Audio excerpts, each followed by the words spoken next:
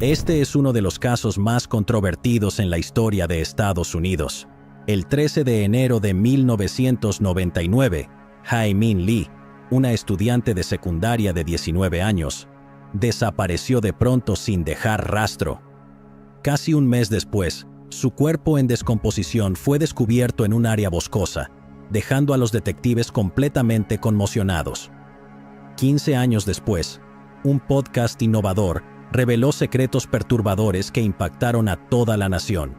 Sin duda, amigos, el podcast redefinió por completo el caso, consolidándose como una de las controversias más comentadas de la historia. El show fue descargado más de 100 millones de veces, convirtiendo a los oyentes en detectives de sillón. Nacida el 15 de octubre de 1980, Hae-Min Lee pasó su infancia en Corea del Sur. En 1992, a la edad de 12 años, emigró a los Estados Unidos con su madre, Jung-hwa Kim, y su hermano menor, Jung Lee, en busca de una educación decente y un futuro prometedor. Sin embargo, esta decisión no estuvo exenta de desafíos, ya que el padre de Hae, cuya identidad permanece confidencial en el dominio público, decidió quedarse en Corea del Sur, en desacuerdo con la mudanza de la familia. Posteriormente, cortó para colmo todo contacto con ellos. Residiendo en el condado de Baltimore, Maryland, Hae compartía su vida con su hermano, madre, abuelos, tío y 2 primos menores, dentro de una comunidad coreano-americana muy unida.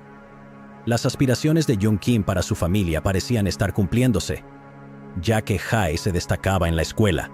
Sin embargo, no sabían que su vida cambiaría para siempre a la tierna edad de 19 años.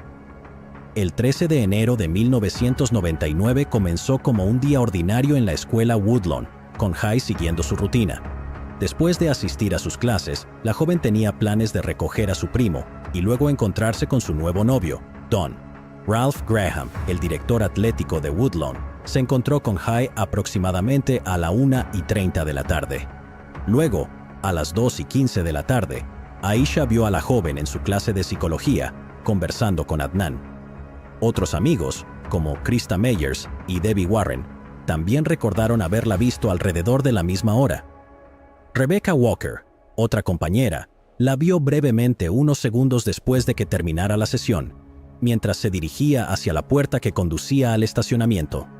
Trágicamente, esa sería la última vez que Hae fue vista con vida. Puedo recordar lo que llevaba puesto y escucharla hablar, porque esa fue la última vez que la oí hablar. Ya sabes, puedo recordar que llevaba una falda de cuadros gris o negra y un suéter blanco, y eso simplemente se me quedó grabado porque siempre se vestía bien. En realidad, aún puedo verla en mi mente porque tengo memoria fotográfica y nunca se ha ido de mi cabeza. Recuerdo haberla visto exactamente donde la vi.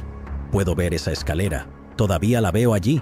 Hae tenía programado recoger a su primo de la escuela primaria alrededor de las 3 de la tarde. La preocupación creció en su familia cuando supieron que ella no había recogido a su primo, lo que provocó una llamada de la escuela primaria a las 3:30. Esto era muy inusual en Hae, ya que era conocida como una joven responsable, por lo que decidieron contactar de inmediato a las autoridades. Inicialmente, las autoridades no expresaron una preocupación inmediata por la desaparición de Hae, considerando la posibilidad de que, como joven, podría haberse escapado o haberse quedado en casa de una amiga. Hae tampoco se presentó a su trabajo en LensCrafters en el centro comercial Owings Mills, donde estaba programada para trabajar de 6 a 10 de la noche. En el horario de los empleados para ese día, Hae fue marcada como con una ausencia sin aviso, siendo la primera vez que mostraba tal comportamiento en sus 3 meses de empleo allí. Tras esto, la policía contactó a varios amigos de Hae en un intento de localizarla. Sin embargo, nadie sabía dónde estaba. Las autoridades creyeron que era el momento de profundizar en su vida para averiguar dónde podría estar. En 1999, Hae se había convertido en una destacada estudiante de último año en la escuela secundaria Woodlawn en Baltimore, Maryland, ganándose la reputación de ser una estudiante estrella en la institución. Nunca le faltaron amigos, pero su confidente más cercano seguía siendo su diario. Este libro está abierto para aquellos cuyo corazón es inocente. Si sientes alguna culpa al leer esto, deberías detenerte. Este libro está lleno de mis expresiones. Esto puede hacerte enojar, feliz, enojado o hacerte llorar, así que entra bajo tu propio riesgo. Dedicado a aquellos que amo y que me aman de vuelta. Ámame y recuérdame para siempre, ya que siempre los amaré a todos ustedes. Este diario llamó la atención de la policía y con razón. Dentro de sus páginas había una nueva visión de la vida de Hae, que describía una historia de amor adolescente más complicada de lo que habían imaginado. Y esta historia de amor comenzó con un compañero de clase, Adnan Syed. Adnan Masood Syed, nacido el 21 de mayo de 1981 en Baltimore, Maryland, provenía de un entorno de educación musulmana conservadora, con sus padres Syed y Shamim Rahman.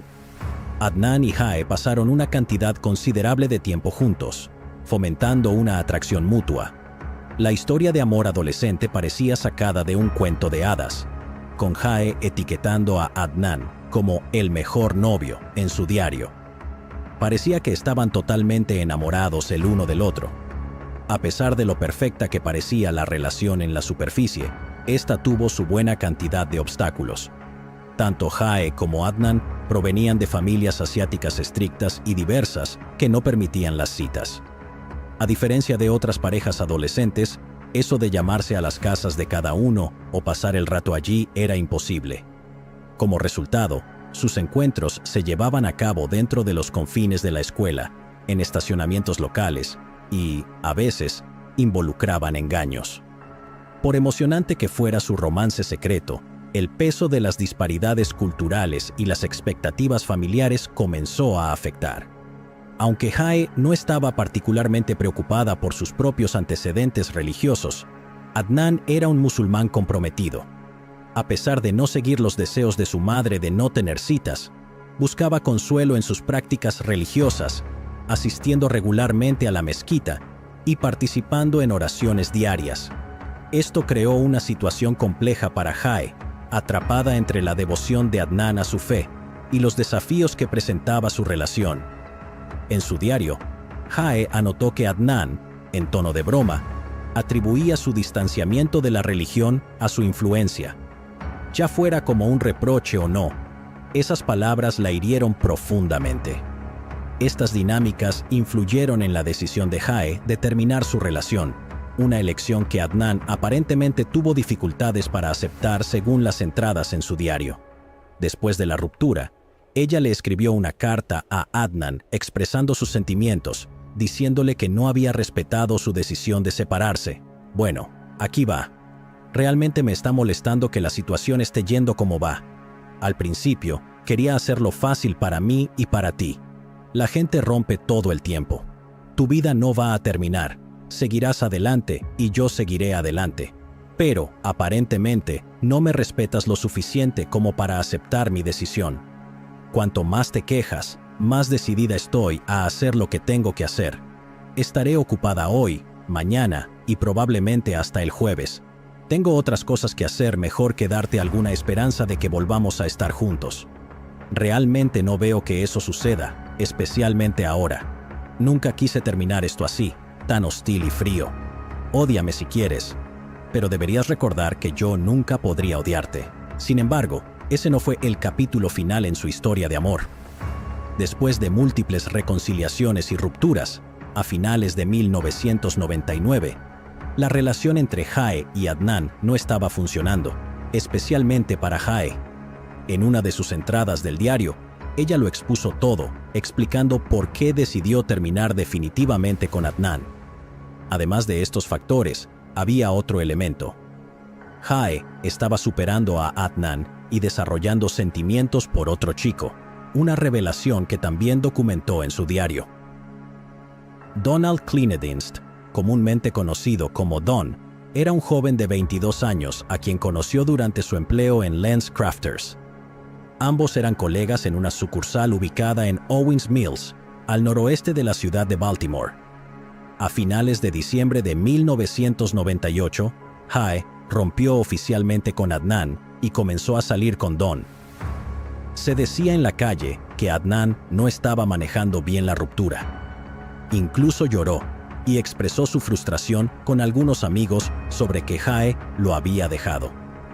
Por otro lado, Jae se había enamorado perdidamente de Don.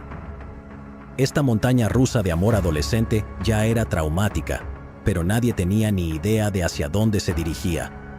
Ninguno de ellos esperaba que, con la llegada de 1999, la historia tomara un giro escalofriante, mucho más allá de las peores pesadillas de cualquiera.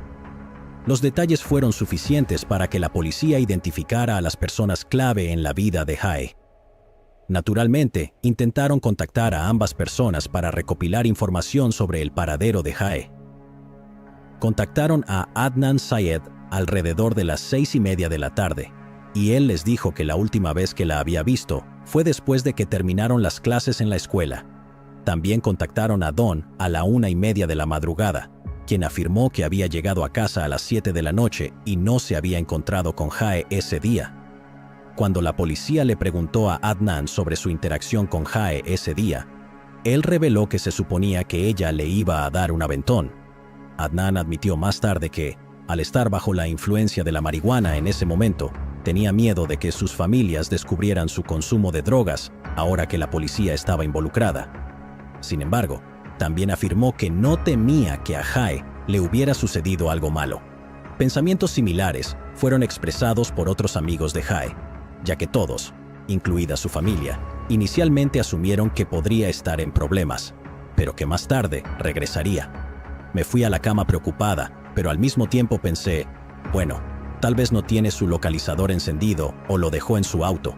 Tal vez está con este nuevo novio y no responde. Había varios lugares donde podría estar.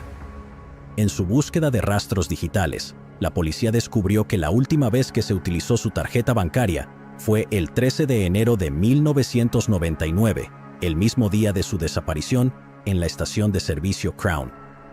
Sin embargo, esta revelación no condujo a ninguna pista adicional. A medida que enero pasó, la atmósfera cambió. El 6 de febrero de 1999 se realizó una búsqueda con perros alrededor de la escuela secundaria Woodlawn, aunque no se descubrió nada significativo. Se hizo evidente que la policía de Baltimore estaba cada vez más ansiosa, considerando la posibilidad de que Hae-Min Lee nunca regresara. No hay ninguna razón, ni una pelea familiar, ni dificultades en la escuela. Quiero decir, estamos hablando de una persona que está involucrada en un programa de honores.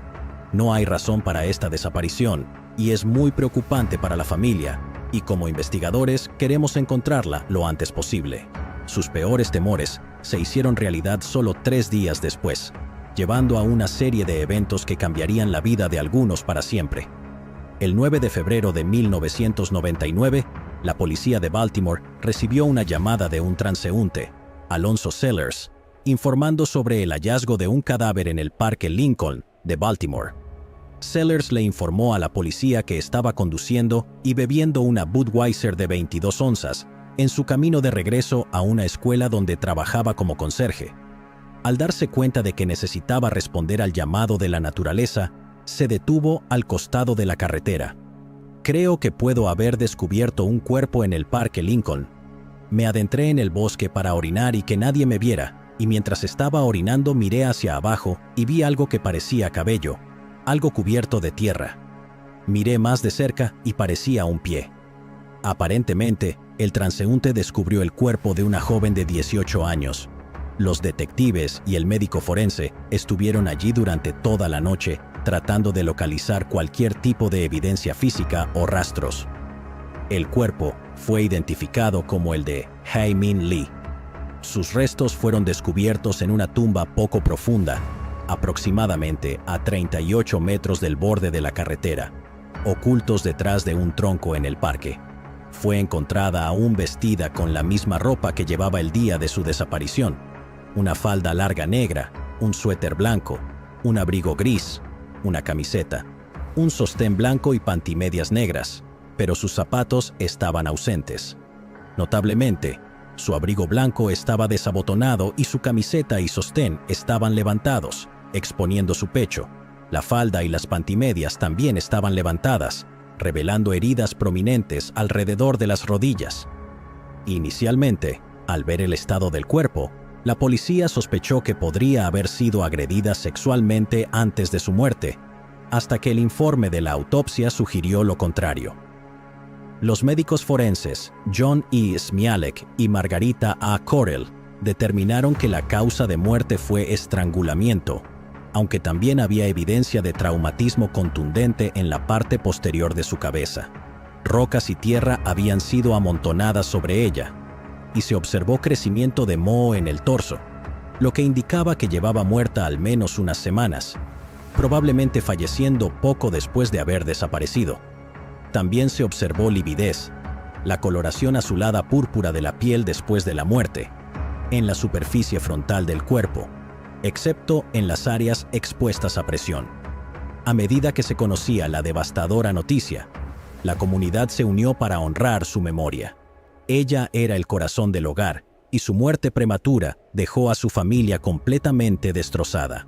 Su abrumador dolor fue acompañado por la pregunta urgente de quién era responsable de una pérdida tan trágica. Se organizó un servicio conmemorativo en su escuela y se invitó al hermano y la madre de Jae a asistir. Cuando alguien cercano a ti muere, te golpea fuerte y te hace apreciar la vida como debería ser. La vida es corta y deberías experimentar y vivir cada momento de ella.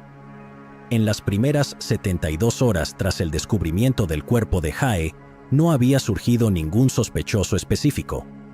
El Nissan Sentra de 1998 de Jae seguía desaparecido y la escena del crimen no proporcionó evidencia significativa. A pesar de haberse encontrado una botella de alcohol vacía y una cuerda cerca de su cuerpo, no se sometieron a pruebas. Las autoridades consideraron una posible conexión entre el asesinato de Hae-Min Lee y el cuerpo de otra joven de 18 años de Woodlawn, llamada Jada Denita Lambert, quien también había sido estrangulada y encontrada muerta en un área salvaje cercana un año antes. Sin embargo, esta teoría fue descartada rápidamente cuando ocurrió un giro inesperado. El 12 de febrero de 1999, la División de Homicidios de la Policía de la ciudad de Baltimore recibió una llamada anónima sugiriendo que los investigadores se centraran en el exnovio de Jae, Adnan Syed. La persona que llamó, descrito en los informes policiales como un hombre asiático de entre 18 y 21 años, dejó ambigüedad sobre su etnicidad específica, ya fuera asiático oriental, central o del sur. No obstante, esta pista prácticamente plantó las semillas para la dirección que tomaría el caso. Centrando la investigación en Adnan, los detectives principales, Greg McGillivray y Bill Ritz, iniciaron su investigación justo donde todo comenzó, en la escuela secundaria Woodlawn. Aunque muchos solo tenían cosas buenas que decir sobre Adnan en la escuela, también surgieron algunos detalles inquietantes. Ciertos amigos de Jae creían que ella no estaba feliz con la excesiva posesividad de Adnan. Supuestamente, él mostraba paranoia e insistía en seguirla a todas partes, incluso cuando esto la hacía sentir incómoda. Jae, en sus propias palabras, lo describió de manera similar en su diario. Algunos especulaban que el gran gesto de Adnan de regalarle una rosa a Jae frente a toda la clase era en realidad una sutil muestra de control, a pesar de su aparente dulzura. Hope Shab, una maestra en Woodlawn, recordó un incidente en diciembre de 1998, cuando Jae buscó su ayuda para esconderse de Adnan porque quería evitarlo desesperadamente. Durante una de sus rupturas, Jae supuestamente escribió una nota para Adnan y, según se dice, en la parte trasera de la nota Adnan escribió: «Voy a matar». Aunque estos detalles levantaron sospechas, los detectives entendieron que para vincular a Adnan con el asesinato de Jae, necesitaban evidencia mucho más sólida. El 15 de febrero de 1999, alrededor de las 7:30 de la noche, ambos detectives se reunieron con un amigo de Adnan, identificado solo como Yasser. Yasser y Adnan habían sido amigos durante muchos años y ambos asistían a la misma mezquita en Baltimore. Yasser les dijo a los detectives que después de que Adnan y Jae comenzaran su relación, Su amistad con Adnan había comenzado a desvanecerse lentamente. Luego, los detectives le preguntaron si pensaba que Adnan sería capaz de no hablar nunca sobre el asesinato con nadie, si él realmente fuera el asesino. Yasser respondió que ciertamente creía que era posible. También les contó que, después de que se descubriera el cuerpo, había recibido la visita de Adnan, durante la cual Yasser le preguntó qué sabía sobre el asesinato y si sabía quién podría ser el asesino, pero Adnan no reveló nada. Los detectives también le preguntaron a Yasser si sabía dónde podría haber dejado el auto si Adnan realmente estuviera involucrado, a lo que Yasser respondió: probablemente en el lago Centennial o en el Inner Harbor. Después de esto, los detectives procedieron a examinar los registros de llamadas de Adnan Syed, lo que los llevó a otro individuo llamado Jay Wilds.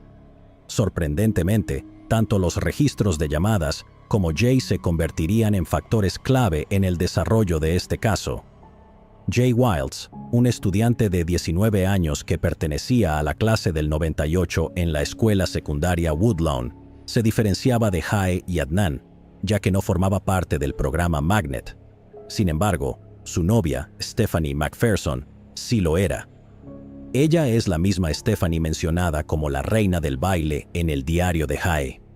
A pesar de no estar entre los estudiantes académicamente avanzados, Jay tenía una personalidad distintiva.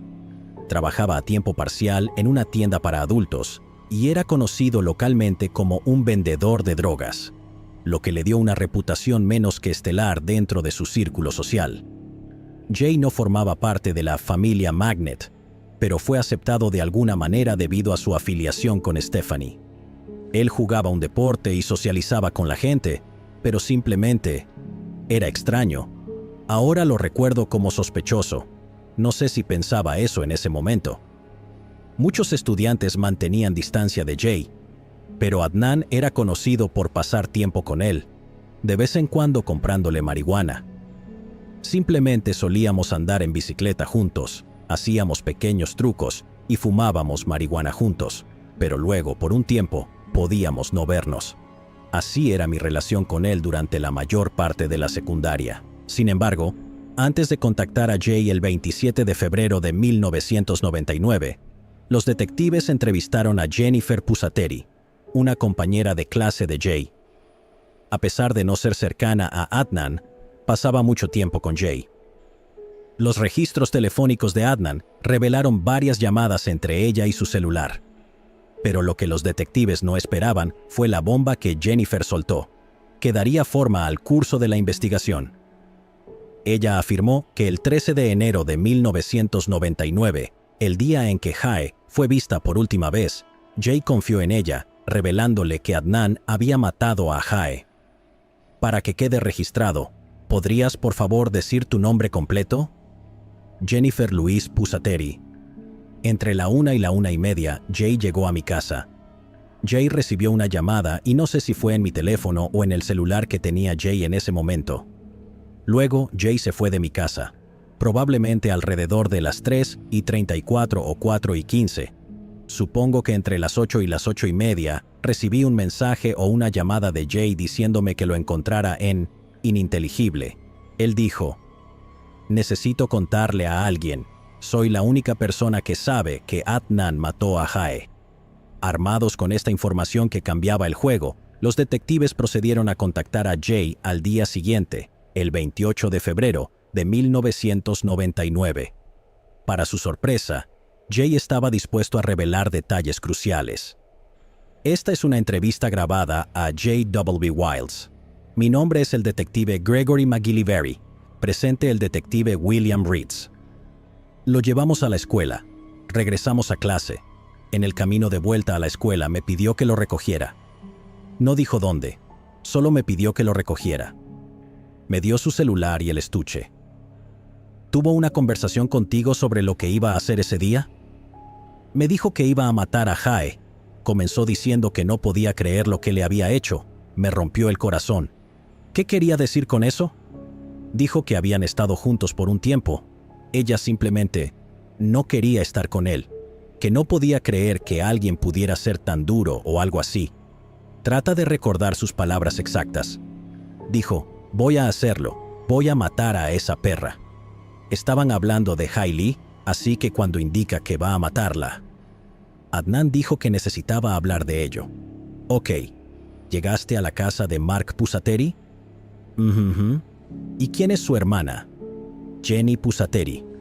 Estabas esperando y él acaba llamando a las 3:40. Sí. ¿Qué haces entonces? Voy a recogerlo.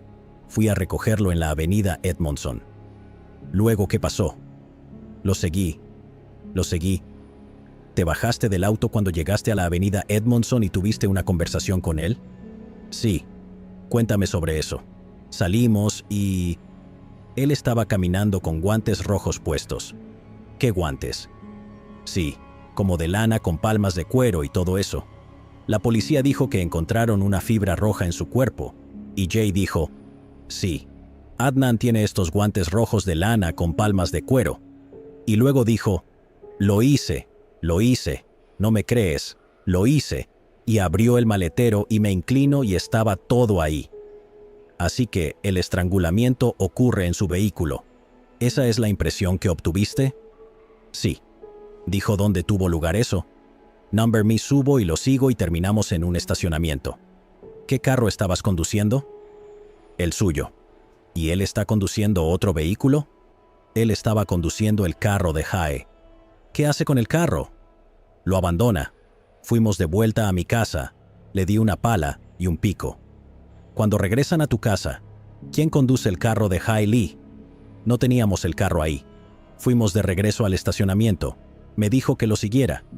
Fuimos al Parque Lincoln. Regresamos y estacionamos el carro en su casa, alrededor de las 4 de la tarde. ¿Paredes de concreto? Sí, algunas. Descríbeme cuando estás caminando de regreso cómo se ve la zona geográfica. ¿Dijiste que había un árbol? Era como un arbusto, como un camino y muchos arbustos alrededor. Adnan empezó a cavar y terminó el agujero y puso a Hae allí. Y durante el proceso de excavación, ¿lo ayudas en algo? No, para nada. Decidió que dejaría el auto de Hae en una franja, ya que hacía calor. Fue por allí en la parte trasera de un montón de casas en filas, como en un estacionamiento en la calle 14. Por allí estacionó el carro. Después de este interrogatorio, los detectives se encontraron en una trayectoria más positiva. Jay no solo confesó que Adnan había matado a Hae y que había sido testigo del entierro de su cuerpo, sino que también proporcionó la ubicación del Nissan Sentra perdido de Hae. Cuando verificaron esta información, efectivamente descubrieron el carro perdido de Hae en el bloque 300 de Edgewood, en Baltimore. Aunque no había una abundancia de evidencia, en el asiento trasero del carro, los detectives descubrieron un mapa de Baltimore, un artículo común disponible en las estaciones de servicio. En la contraportada del mapa se encontró una huella parcial de palma que coincidía con la mano izquierda de Adnan. Curiosamente, una página del mapa había sido arrancada revelando el área del Parque Lincoln. Aunque los zapatos negros de Hae también se encontraron en el carro, no fueron enviados para su análisis. La evidencia adicionalmente condenatoria provino de los datos del celular. Según los registros telefónicos, una secuencia de llamadas al teléfono de Adnan había rebotado en Torres, cerca del Parque Lincoln de Baltimore, la misma ubicación donde se descubrió el cuerpo de Hae. Al ser confrontado por los detectives, Adnan parecía tener problemas para recordar todos los detalles. Según él, el día en cuestión fue solo un día normal. Afirmó que le había entregado tanto su carro como su celular a Jay, la misma persona que ahora lo estaba implicando en la comisión de un crimen atroz. En ese momento había perdido por completo mis créditos, así que tenía un periodo libre o dos. Terminé yendo a la casa de Jay, porque quería preguntarle si había comprado algo para Stephanie. Su cumpleaños era el 13 de enero, y él dijo que no. Pero le dije, bueno, mira, ¿por qué no simplemente tomas prestado mi carro, me dejas en la escuela y puedes ir a comprarle un regalo o lo que sea? El 28 de febrero de 1999, el joven de 17 años, Adnan Syed, fue arrestado y acusado de asesinato en primer grado en conexión con la muerte de Hae. Sus amigos y familiares quedaron en un estado de incredulidad.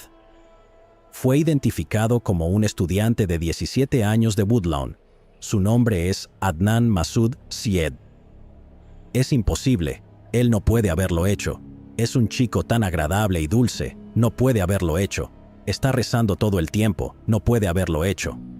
Es un muchacho sensible, es gentil, no tiene ningún tipo de antecedentes delictivos, no es violento, es solo un niño. Es como mi hermanito. Deben tener a la persona equivocada. Cuando escuchas que la estranguló, si hizo lo que dicen, entonces, ¿quién era la persona que veía todos los días en clase? Adnan, firme en su afirmación de inocencia, se declaró no culpable de todos los cargos. Mientras tanto, Jay optó por un acuerdo con la fiscalía, declarándose culpable de un cargo menor de ser cómplice después del hecho, lo que resultó en que no cumpliera tiempo en prisión, pero sí de 2 años de libertad condicional. A cambio, se convirtió en un testigo clave para la fiscalía, aceptando testificar en contra de Adnan.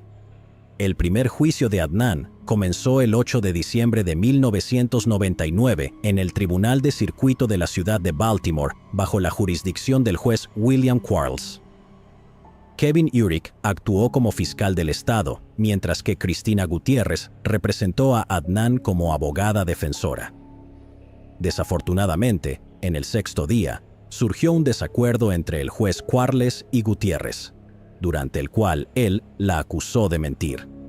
Quarles luego se dio cuenta de que el jurado había escuchado la conversación, lo que lo llevó a declarar un juicio nulo. El segundo juicio comenzó el 21 de enero del 2000, poco más de un año después del asesinato de Jae, con Kevin Urich y Cristina Gutiérrez representando a la fiscalía y la defensa, respectivamente. El juez Quarles se rehusó a presidir el nuevo juicio debido al juicio nulo anterior, por lo que el caso se llevó a cabo ante la nueva jueza Wanda Heard, con un nuevo jurado. El Estado presentó su caso, exponiendo todas las pruebas disponibles, y testificaron los testigos, incluyendo el hermano de Jae, sus amigos y los detectives. Buenas tardes, señor Lee. ¿Qué sucedió en enero de 1999 con respecto a su hermana? Ella desapareció. ¿Se enteró de alguna ruptura en su relación? Sí. Rompieron probablemente 2 veces antes de la ruptura final entre diciembre y enero del 99. ¿Supo alguna vez si Jae salió con alguien más después de la ruptura final? Sí, lo hizo. ¿Quién fue? Donnie. ¿El acusado alguna vez discutió de Donnie con usted? Me dijo que pensaba que ella estaba teniendo una relación con él mientras aún estaba con Adnan. Detective, Ritz, ¿tuvo alguna oportunidad de interactuar con un hombre llamado Jay Wilds? Sí, señora, lo hice. Sin embargo, su caso se sustentaba principalmente en 2 testigos clave, Jay Wilds y su amiga Jennifer Pusateri. Recibí un mensaje de Jay. Realmente no podía entender lo que estaba tratando de decir. Estaba confundida. Así que llamé a un número de celular que había obtenido de mi identificador de llamadas del teléfono que él había usado antes. ¿Qué pasó cuando llamaste a ese número? Alguien contestó el teléfono y dijo que Jay me llamaría cuando estuviera listo para que lo recogiera. Estaba ocupado. Así que, ¿en algún momento recogiste al señor Wilds? Sí. ¿Y dónde fue eso? Enfrente de Value City en Westview Mall. Me dijo que Adnan había estrangulado a Jae. ¿El señor Wilds te indicó si había visto a Jae? Sí. Me dijo que vio su cuerpo en el maletero de un auto.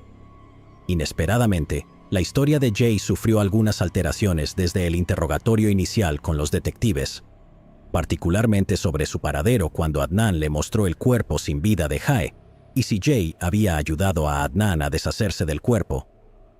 Lo que le dijiste a los detectives fue que Adnan te dejó en tu casa, ¿no es así?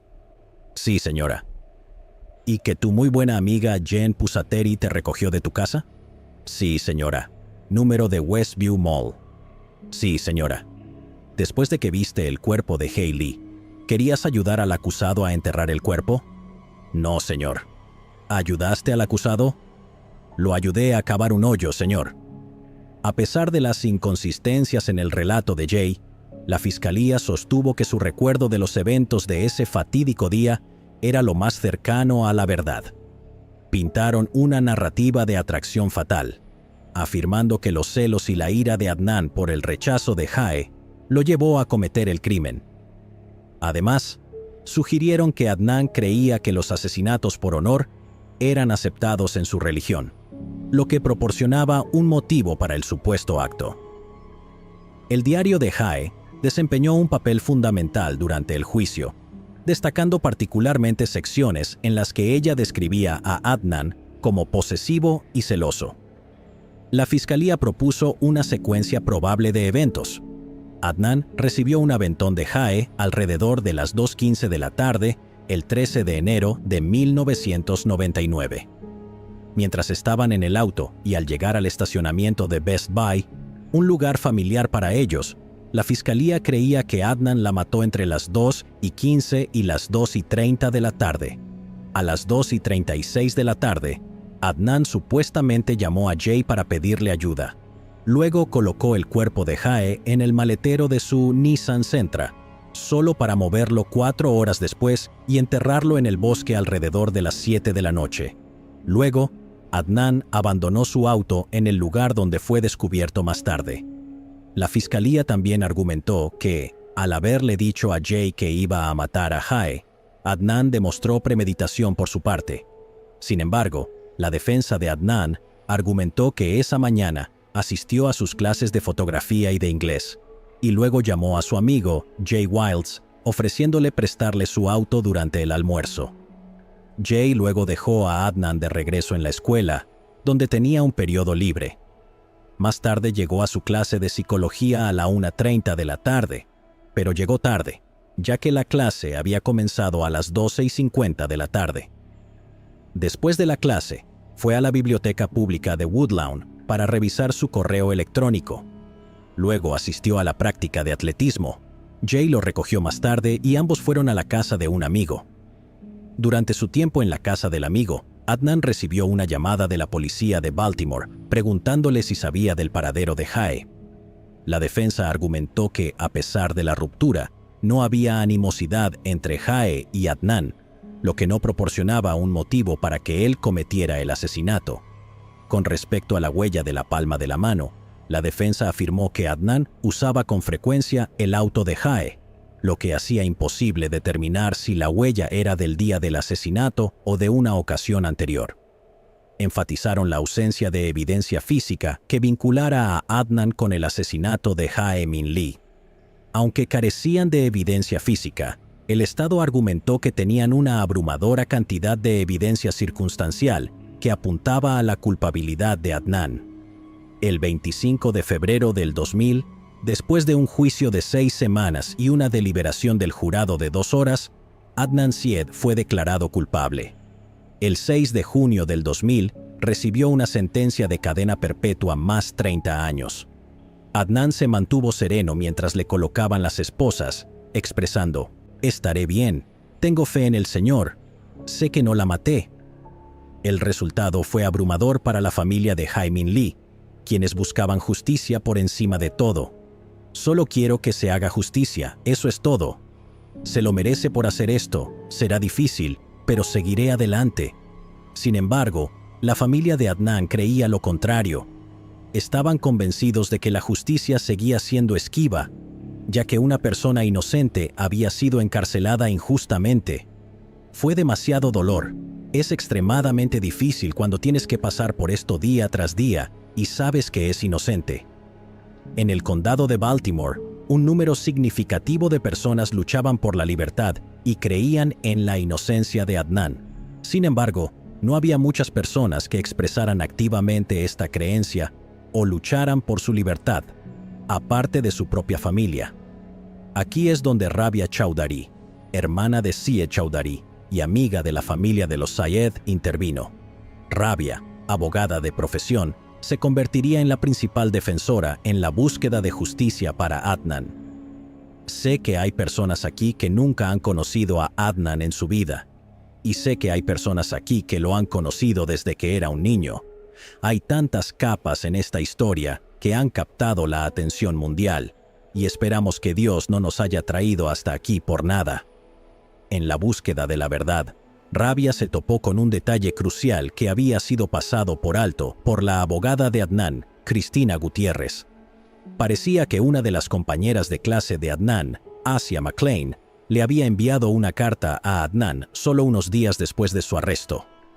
No estoy segura de si recuerdas haber hablado conmigo en la biblioteca el día 13 de enero, pero yo recuerdo haber conversado contigo.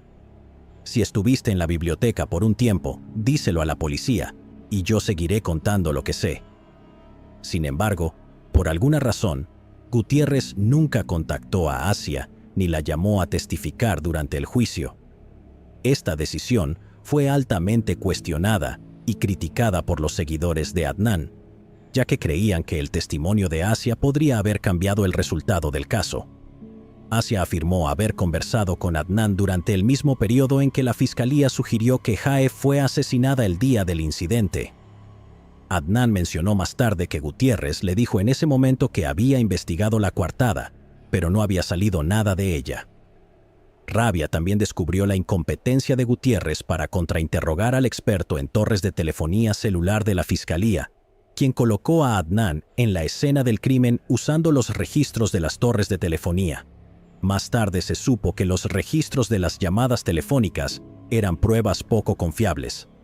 En su búsqueda de la verdad, Rabia contactó a Asia y le pidió que escribiera una declaración jurada, describiendo los detalles que recordaba de esa fatídica tarde, lo cual Asia hizo.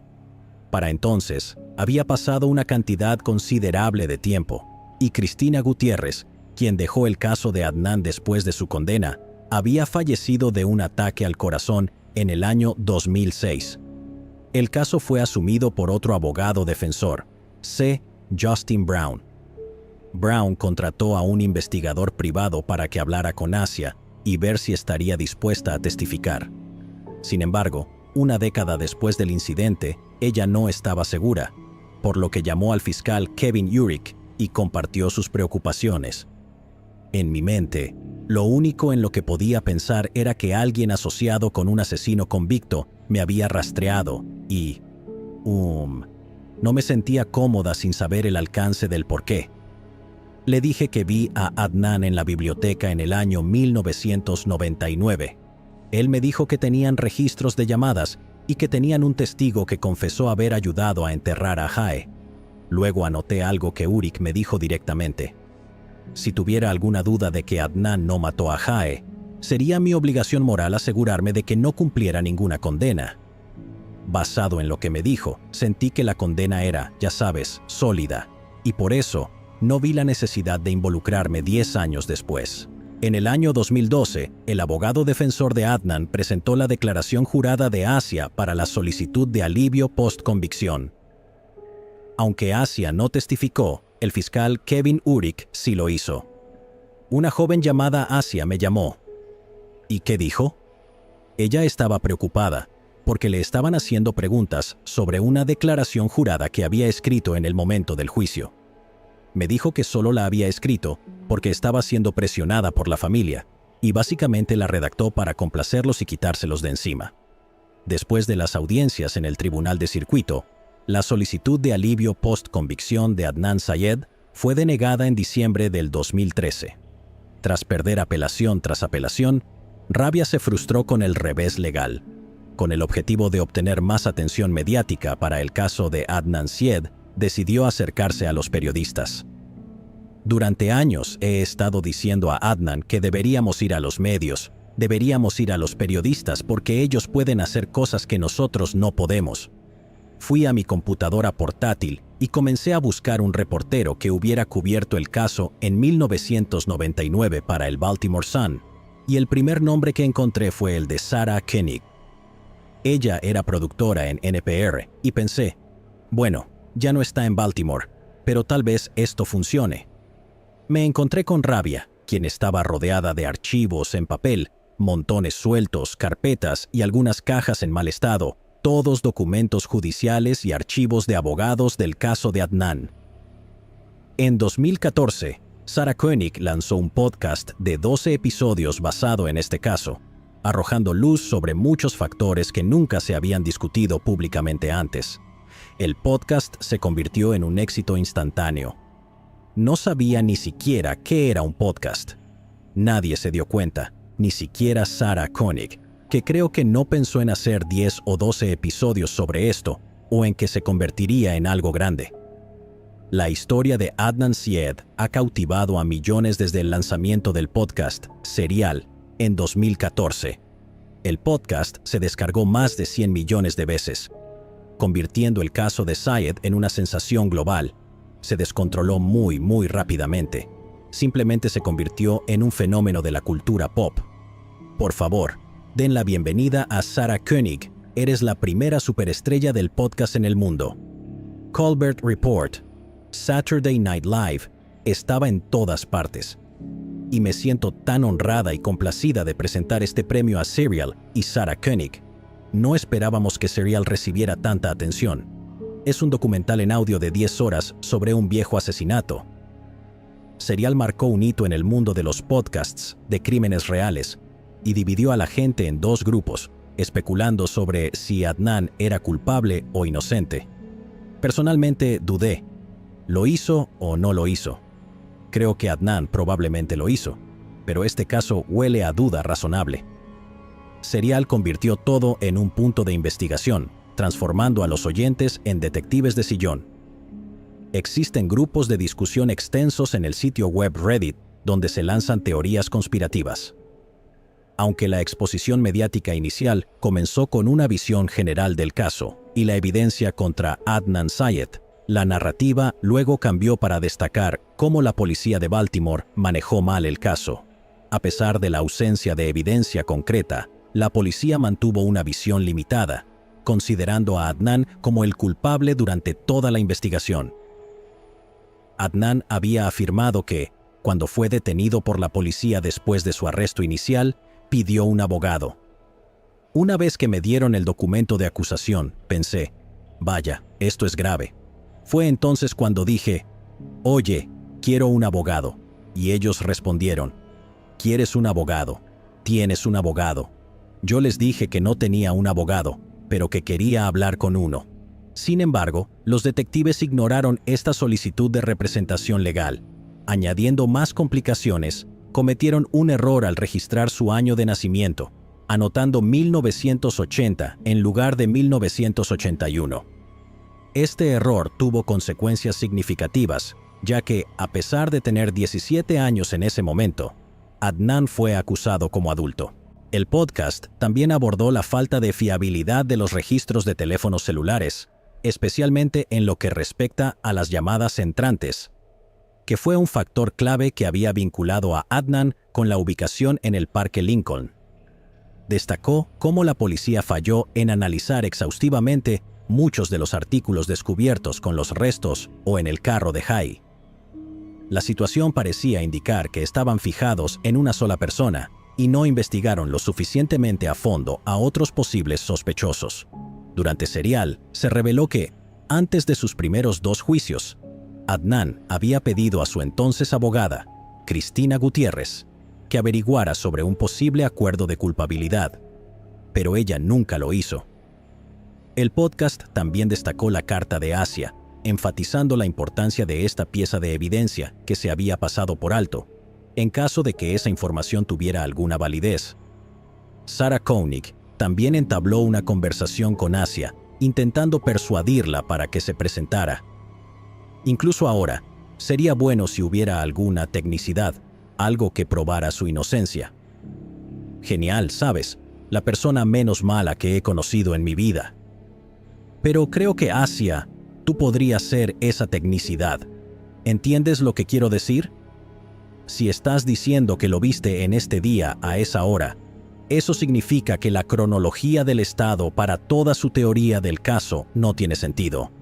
Es una posibilidad, porque ellos dicen que él estaba en el carro con ella en el mismo momento en que tú dices que no, que lo viste en la biblioteca y estábamos hablando. ¿Sabes a lo que me refiero?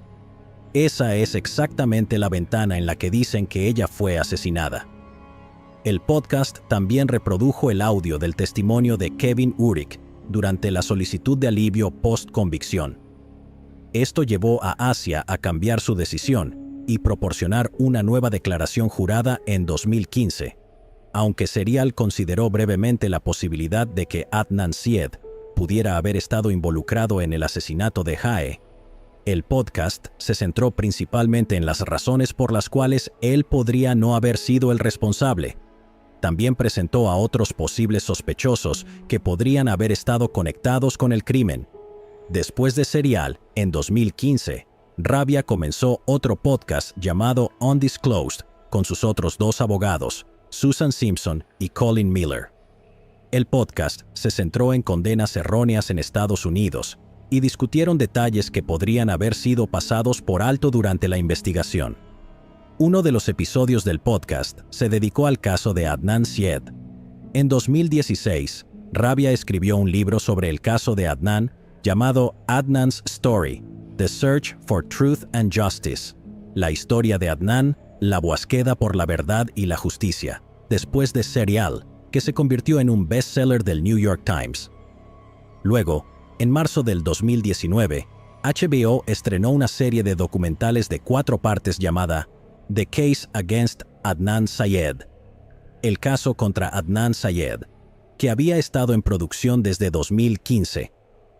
Esta serie reexaminó la desaparición de Jae Min Lee, profundizando en su relación con Adnan y todo lo que había sucedido hasta entonces. La serie también fue un gran éxito. Aunque estos esfuerzos obtuvieron un apoyo masivo para la causa de Adnan, con personas exigiendo su libertad, hubo secciones de la audiencia que sintieron que las series documentales y los podcasts estaban sesgados, presentando más el lado de Adnan que discutiendo todas las pruebas. Cabe destacar que la familia de Jae Min Lee compartió este sentimiento. Después del debut de Serial, la familia Lee denunció la serie como una representación inexacta de los eventos de la vida real. Después del 2014, permanecieron en gran medida en silencio, solicitando privacidad y negándose a hacer comentarios a los medios. Aunque no hubo otros sospechosos confirmados, era crucial explorar otras posibilidades.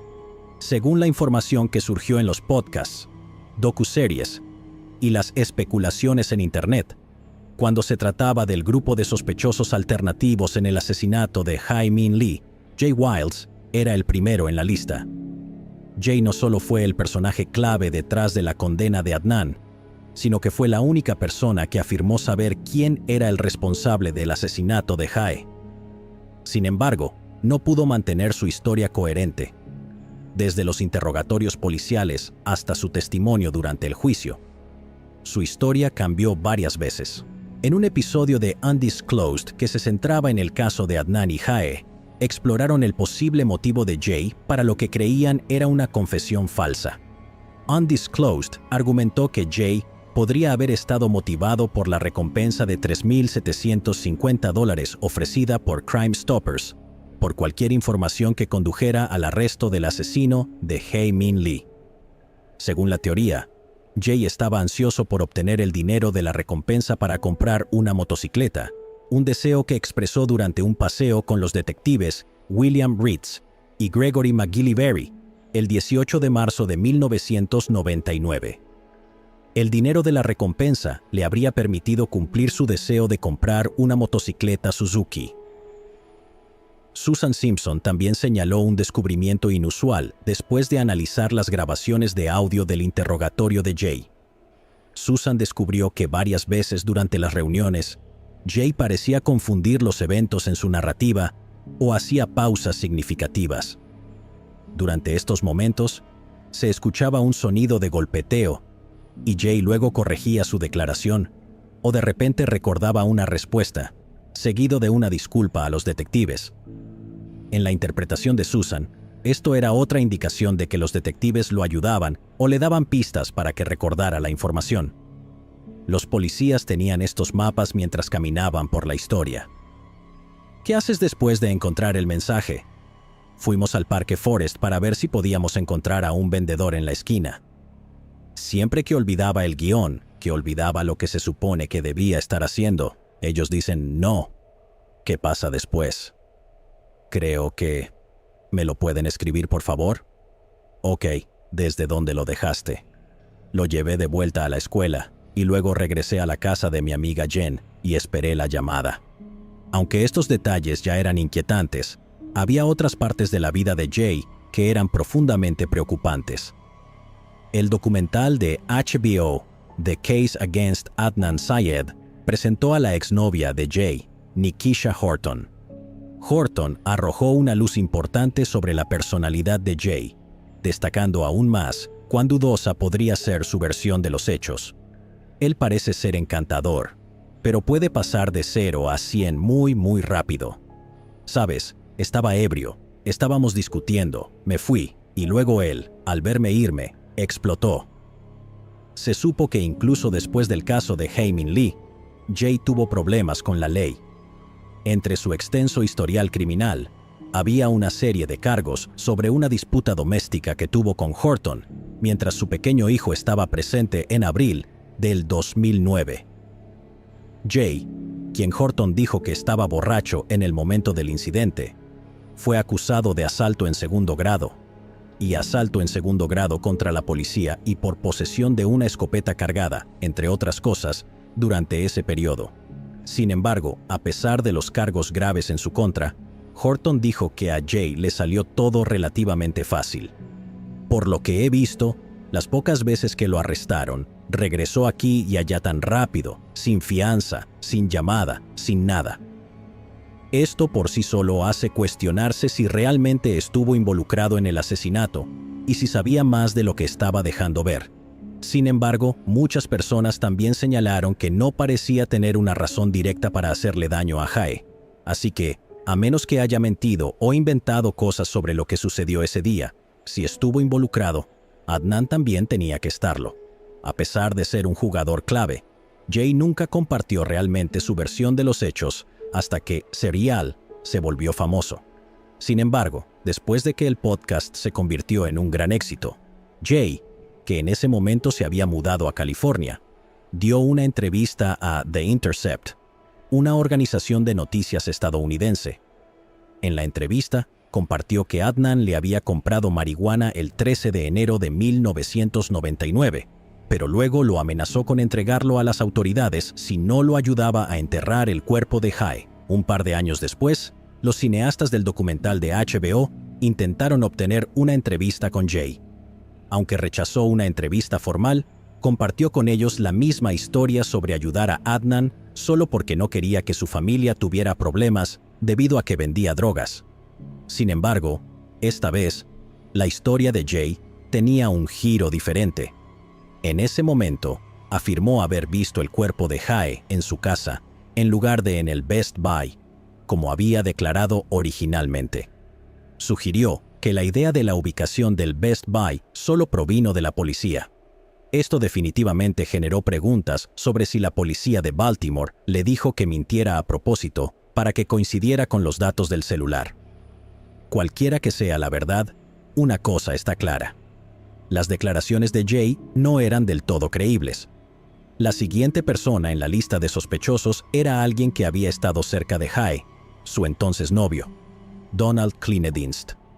Don había pasado la noche con Jae antes de que ella desapareciera y tenían planes de reunirse con ella en la noche siguiente. Sin embargo, a pesar de que las parejas sentimentales a menudo reciben mucha atención en los casos de asesinato, Don quedó libre de sospechas bastante temprano en esta investigación. Los detectives investigaron a Don al principio de la investigación, pero la coartada de Don parecía sólida al principio. Afirmó haber estado trabajando ese día en la sucursal de Hunt Valley de LensCrafters. El gerente confirmó que estaba en el trabajo. Sin embargo, no tuvieron contacto directo con él ese día. Rabia acusó a la policía de centrarse en Adnan como sospechoso desde el principio, lo que los llevó a descuidar a Don. También dijo que no tomaron huellas dactilares, muestras de cabello, ni una muestra de ADN de Don, a pesar de que una muestra de cabello encontrada en el cuerpo de Jae no coincidía con la de Adnan. Algunos hechos han surgido desde entonces, tal vez poniendo en duda la fiabilidad de la coartada de Kleinedienst. El detective del condado había hablado con la madre de Don sin darse cuenta de que su coartada no era sólida, ya que no tenía hojas de tiempo en ese momento, y aceptó la palabra del gerente sin verificarla. Más tarde, cuando se produjeron las hojas de tiempo, se reveló que la madre de Don era la gerente general de la sucursal en la que él afirmó haber estado. La policía no realizó entrevistas de seguimiento con los empleados de la ubicación del LensCrafter que podrían haber confirmado la presencia de Don en el trabajo. Rabia también planteó otra posible preocupación. La noche del 13 de enero de 1999, la policía no pudo localizar a Don por teléfono hasta la 1:30 de la mañana, a pesar de que él afirmó haber llegado a casa alrededor de las 7 de la noche de esa noche. Eso es un gran vacío de tiempo. ¿Dónde estaba? ¿Qué estaba haciendo durante todo ese tiempo? ¿Por qué no trató de contactarla o llamar a la policía de regreso? Estas cosas, acumulativamente, me hacen sospechar. Pero, ¿sabes? Tengo que seguir recordándome a mí misma, porque sé que cuando miras algo en retrospectiva, algunas fuentes revelaron que un empleado de LensCrafter, identificado solo como SH, quien trabajaba con Cleanedienst en la sucursal de Hunt Valley, recordó el día en que Don les informó a él y a otro compañero de trabajo sobre la desaparición de Hay. Ellos observaron marcas de rasguños y vendas en las manos de Don que se extendían hacia sus muñecas, con rasguños que llegaban hasta sus nudillos. SH mencionó que, durante una entrevista telefónica con los investigadores, Don les explicó que había obtenido esas lesiones mientras trabajaba en su auto. Sin embargo, esta información carece de verificación oficial y la identidad de SH permaneció sin revelar, ya que optó por no aparecer en cámara. Hubo otro incidente peculiar relacionado con Don. La amiga de Hay, Debbie Warren, se puso en contacto con Don cuando se preocupó por el paradero de Hay tras su desaparición. Sin embargo, las cosas tomaron un giro extraño bastante rápido. En 2017, los cineastas del documental de HBO viajaron a Carolina del Norte, donde el individuo residía, ya casado y con un hijo. Hizo una breve aparición en el documental compartiendo sus pensamientos. No pasa un día en que no piense en ella y en lo que sucedió, y estaba muy enamorado de ella. Pero para ser honesto contigo, tengo muchas otras cosas en mi mente. La mayoría de la gente no tiene los recursos que tú tienes para rastrearme. Estoy incapacitado desde que tenía 23 años y no he podido trabajar. Ahora tengo 38 años y no espero vivir para ver los 50. Mis próximos 12 años, básicamente, consisten en asegurarme de que mi esposa y mis hijos estén bien atendidos, no en preocuparme por si alguien cree en mi coartada. El siguiente individuo bajo sospecha fue Alonzo Sellers, el hombre que descubrió los restos de Hay. Curiosamente, durante las etapas iniciales de la investigación, brevemente se convirtió en un sospechoso debido a la considerable distancia, unos asombrosos 38 metros, que recorrió para orinar. La policía lo entrevistó 9 días después de que se encontró el cuerpo, cuestionando su elección de esa área específica. Sellers explicó que fue atraído al lugar donde se encontró el cuerpo porque era un claro. Durante la producción de Serial, Sarah Koenig visitó el lugar donde Sellers encontró el cuerpo y concluyó que, en efecto, tenía sentido por qué caminó tal distancia. Señaló que, aunque el cuerpo era difícil de detectar en las fotos de la escena del crimen debido a que se mezclaba con el suelo natural, 38 metros no parecían estar tan lejos si alguien buscaba privacidad. Sin embargo, lo que generó preocupación sobre Sellers fue su pasado algo turbio, específicamente su supuesta implicación en exhibicionismo. Tenía múltiples cargos por exposición indecente, incluido uno en 1994 por supuestamente correr desnudo en un vecindario residencial, y otro en 1996, donde supuestamente fue visto con un suéter con capucha, zapatillas blancas, gafas de sol y nada más. En ese instante, huyó de la policía saltando cercas de alambre. No mucho antes de que Hay fuera asesinada, también supuestamente se paró desnudo frente a una oficial de policía uniformada en su auto. No obstante, respecto a su responsabilidad en el caso, Koenig señaló que Sellers pasó una prueba de polígrafo y gradualmente dejó de ser considerado sospechoso por las fuerzas del orden en el asesinato de Hae-Min Lee. Mientras que algunas personas creen que pudo haber tenido algo que ver en el asesinato de Hay, otros argumentan que sería altamente improbable que un asesino regresara al mismo lugar y notificara a las autoridades sobre los restos.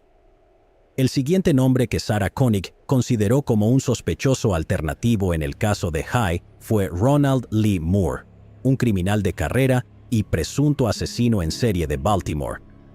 Moore, quien se quitó la vida en una prisión de Luisiana en 2008, tenía una condena previa por robo y también era sospechoso en una serie de otros robos, asaltos no resueltos y asesinatos en toda Maryland. Notablemente, Moore fue liberado de prisión solo 10 días antes de la desaparición de Hai. En 2013, fue nombrado como sospechoso en el asesinato de 1999 de Annalise Hyang-Suk Lee, una mujer coreano-estadounidense de Baltimore, a través de una coincidencia de ADN.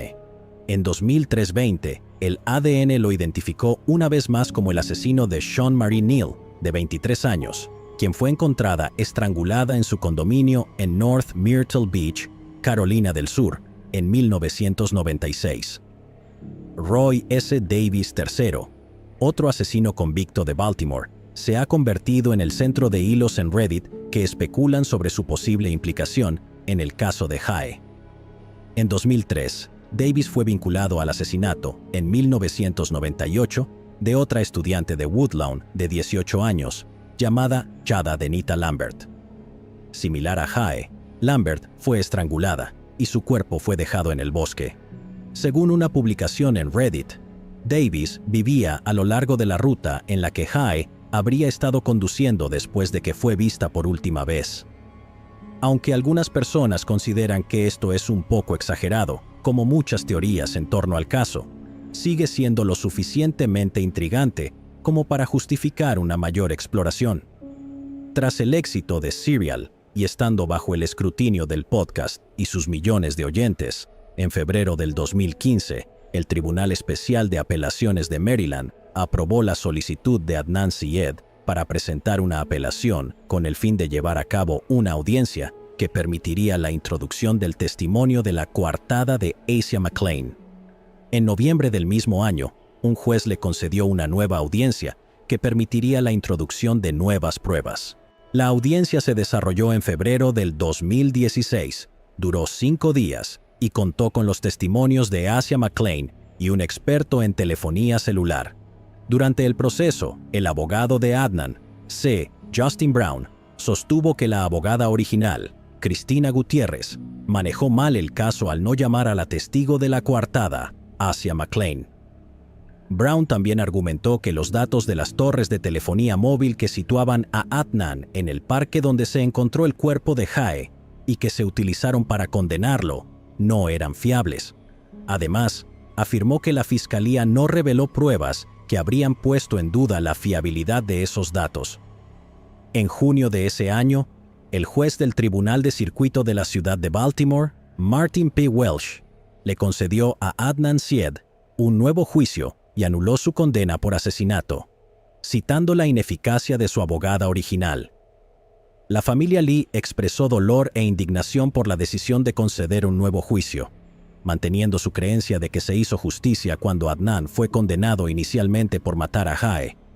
El equipo legal de Adnan buscó su liberación bajo fianza, pero la moción fue denegada.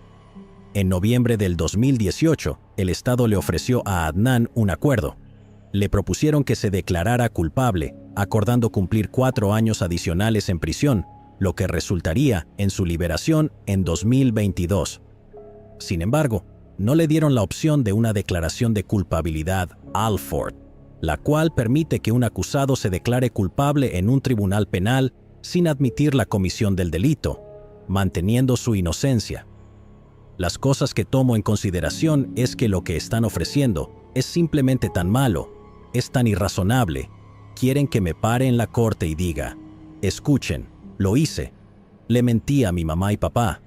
Le mentí a Sarah Koenig. Le mentí a Rabia. Le mentí a Amy Byrne. Cuando era un niño, amenazaron con quitarme mi futuro, con apartarme de mi familia, con quitarme la oportunidad que tendría para ir a la escuela y casarme y tener hijos, mi libertad. Ya sabes, cumplieron con esa amenaza.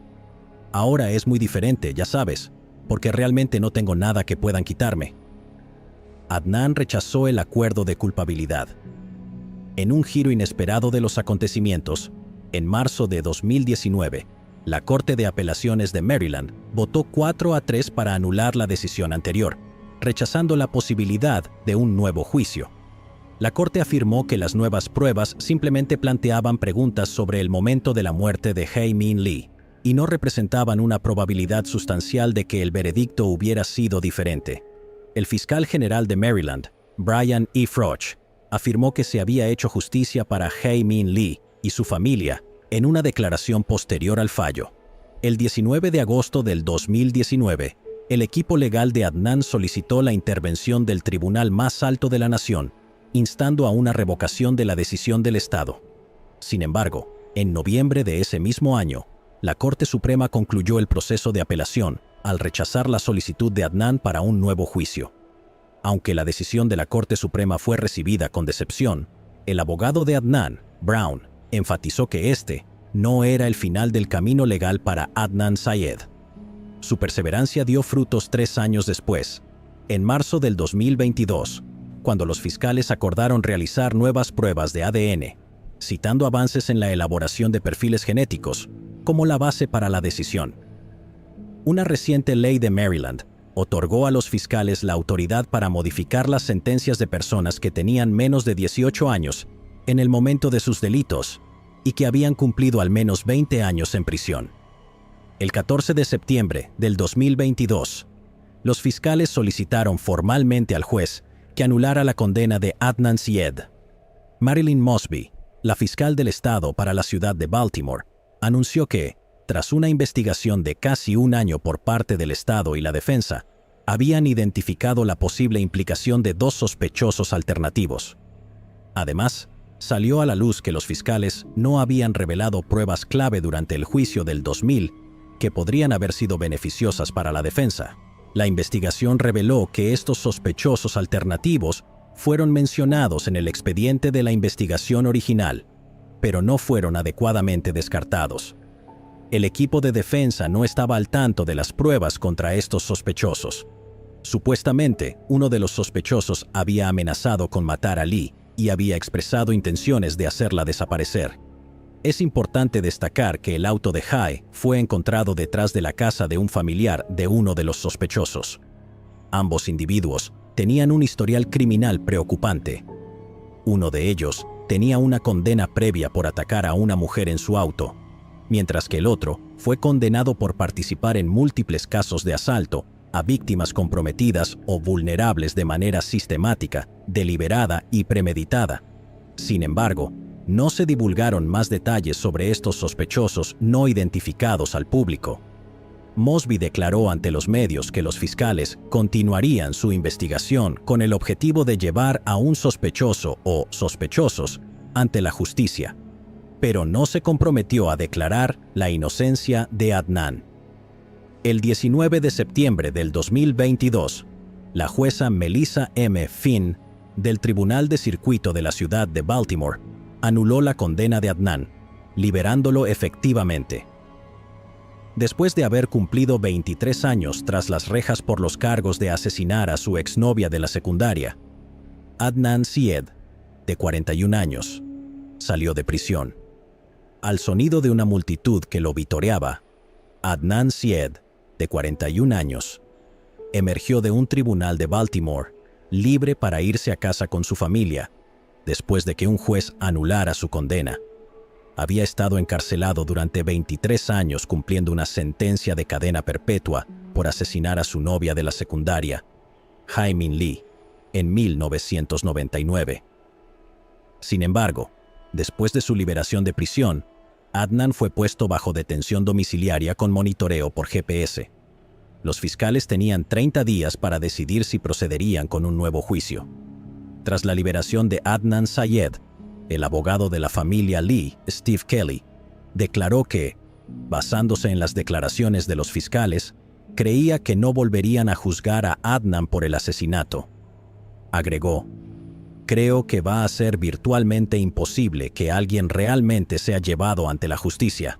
Francamente, la familia de Lee se siente muy desesperanzada sobre la posibilidad de obtener justicia para Hae, y así es como están en este momento. Están desesperados. Sienten que Adnan Syed es una celebridad internacional. que la historia gira en torno a él, que se le ha hecho parecer un héroe en los medios y que Jae-min Lee no forma parte de esa narrativa. En el mes siguiente, el 11 de octubre del 2022, los fiscales desestimaron los cargos contra Adnan Syed. La Oficina del Defensor Público de Maryland declaró que los cargos fueron retirados porque la evidencia de ADN excluía a Adnan. Aún estaba pendiente una apelación ante la Corte de Apelaciones Especiales de Maryland, en la que la familia de Jae-min Lee buscaba detener el proceso. Esta mañana, ordené a mi oficina desestimar el caso criminal contra Adnan Syed tras la finalización de una segunda ronda de pruebas de ADN en artículos que nunca antes habían sido analizados. Esos artículos incluyen la falda, las pantimedias, los zapatos y la chaqueta de la señorita Jae-min Lee. Aunque no se recuperó ADN de la falda, las pantimedias ni la chaqueta, se encontró una mezcla de ADN de múltiples contribuyentes en ambos zapatos de la señorita Lee. El mismo contribuyente múltiple estuvo presente en ambos zapatos de la señorita Lee y, lo más convincente, el ADN de Adnan Syed fue excluido. Tras este desarrollo, Young Lee se pronunció diciendo que la decisión de la corte lo había dejado sintiéndose traicionado. A medida que 2022 llegaba a su fin, Adnan Syed emprendió un camino hacia una vida más normal después de más de 2 décadas. En diciembre del 2022, consiguió un trabajo a tiempo completo como asociado de programas para la Iniciativa de Prisiones y Justicia de la Universidad de Georgetown. En este rol, brindó apoyo a una clase de pregrado titulada Making an Exoneree, en la que los estudiantes trabajan para ayudar a individuos inocentes en prisión, examinando sus casos y produciendo documentales.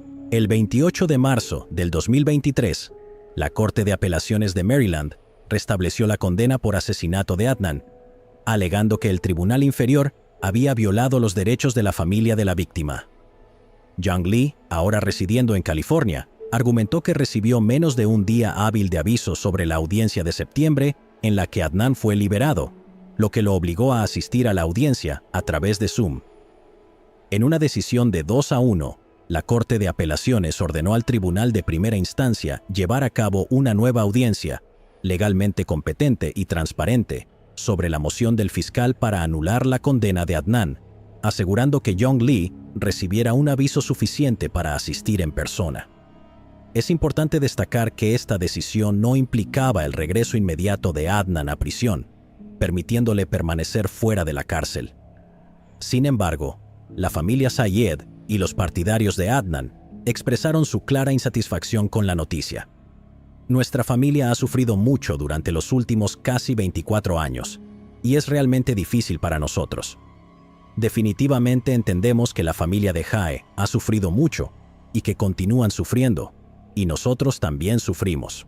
En agosto del 2023, Adnan Syed obtuvo más apoyo público cuando más de 70 personas condenadas injustamente presentaron un escrito legal instando a la Corte Suprema de Maryland a anular la decisión de la Corte de Apelaciones, destacando más de 1,220 años colectivos pasados en prisión por crímenes que no cometieron. Instaron a la Corte a empatizar con personas como Adnan. Los exonerados enfatizaron que Adnan no debería soportar más sufrimiento, abogando por su oportunidad de avanzar con su vida. El 19 de septiembre del 2023, Adnan Syed realizó una conferencia de prensa en el sótano de la casa de sus padres en el condado de Baltimore. Al referirse a la muerte de Jae-min Lee, enfatizó que su objetivo no era solo limpiar su propio nombre, sino también buscar justicia para ella y su familia. Durante el transcurso de 2 horas, Adnan habló con voz suave y fue ocasionalmente emocional, describiendo meticulosamente las acusaciones de mala conducta procesal por parte de los fiscales que llevaron su caso en el año 2000. Subrayó que la verdadera justicia no podría lograrse hasta que se demostrara que había sido condenado injustamente. Como resultado, pidió al fiscal general que realizara una investigación exhaustiva de su caso desde el principio hasta el final. Realmente apreciamos que todos hayan venido. Más importante aún, Apreciamos el apoyo de todos durante los últimos 24 años. Saben, en 1999, yo era un estudiante de secundaria de 17 años y fui arrestado y acusado de un crimen que no cometí. Una amiga muy cercana y querida mía, llamada Jae Lee, fue asesinada y al final fui acusado, llevado a juicio y condenado injustamente por ese crimen. No tuve absolutamente nada que ver con el asesinato de Jae, y desde el principio, todo lo que hemos querido hacer es demostrar que soy inocente y, más importante aún, o tan importante o más importante, obtener justicia para Jae y su familia. Así que nuestra familia está pidiéndole al fiscal general que abra una investigación sobre la mala conducta procesal de Kevin Urich y Kathleen Murphy. A pesar de la creencia generalizada en la inocencia de Adnan Syed, la familia de Hae-min Lee mantiene la creencia de que Adnan es culpable de su asesinato. Su perspectiva contrasta con la de muchos que cuestionan la evidencia y los procedimientos legales en torno al caso. Las opiniones divergentes subrayan la complejidad y las controversias que rodean la investigación y el juicio. Al llegar a la conclusión de este caso, persisten numerosas preguntas sin respuesta, dejando la investigación técnicamente abierta. Es evidente que las fuerzas del orden no manejaron el caso con total transparencia y perfección, lo que resultó en años de sufrimiento para dos familias que continúa hasta el día de hoy. Si Adnan pasó 20 años tras las rejas por una condena injusta, entonces eso sería una injusticia. Pero al mismo tiempo, la familia de la víctima también debería haber obtenido el cierre que puede que nunca llegue debido a las lagunas en la investigación. Independientemente de cuál sea la verdad, es crucial no perder de vista el hecho de que Hae-min Lee fue la verdadera víctima, arrancada de este mundo demasiado pronto, y eso es exactamente lo que piensan sus amigos. Puede que no haya pruebas, y ellos están lejos de sus familias y perdiéndose el mundo real por algo que ni siquiera hicieron. Y creo que eso es lo más triste.